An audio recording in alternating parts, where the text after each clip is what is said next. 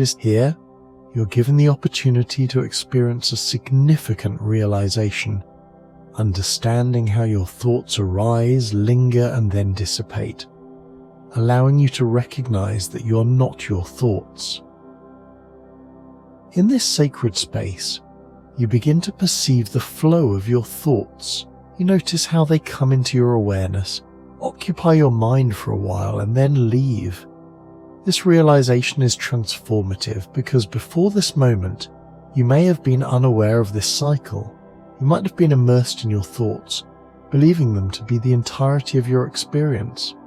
This immersion leads to suffering as you react to each thought and its accompanying emotions. This perpetual cycle, known as samsara, traps you in a loop of desire and dissatisfaction. You seek fulfillment in external objects and experiences, only to find that each new pursuit brings more suffering. This cycle continues as long as you remain entangled in your thoughts without a clear sense of detachment. Through satsang, you are introduced to the idea that there is no inherent coming or going of the self.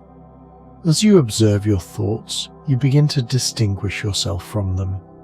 This separation is essential. You're not your thoughts, you're the observer of your thoughts. By recognizing this distinction, you start to understand that the I thought, which you might have identified with so strongly, is just another passing thought.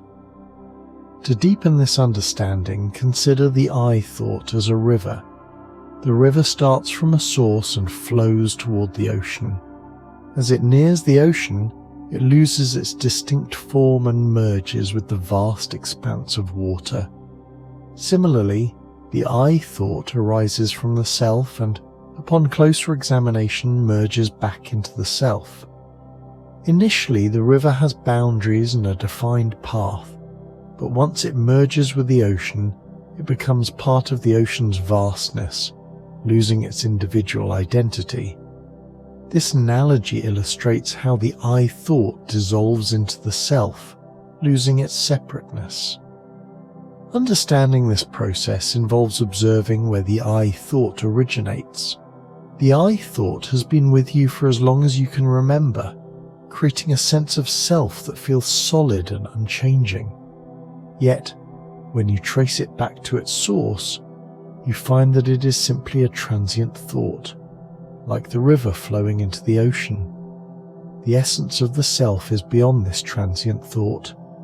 It is the vast ocean of consciousness that encompasses all. In this context, the self is beyond names, forms, and boundaries. It transcends the limitations of birth and death, existing as pure consciousness without the constraints of individual identity. The true self is an expansive, boundless presence that remains unaffected by the fleeting nature of thoughts and experiences. To fully grasp this truth, one must transcend the intellectual pursuit of understanding. As demonstrated by the girl who sought to comprehend the truth with her mind, this approach can be limiting. True experience of the self transcends intellectual understanding. It requires moving beyond effort and thought to encounter the essence of your being. In moments of stillness, free from the need to understand or analyze, you can experience the freedom of recognizing your true self. This self is like the ocean, vast and unbounded beyond the illusions of individuality and suffering. To reach this understanding, simply observe the I thought without attachment. Allow it to dissolve into the silence of your true self.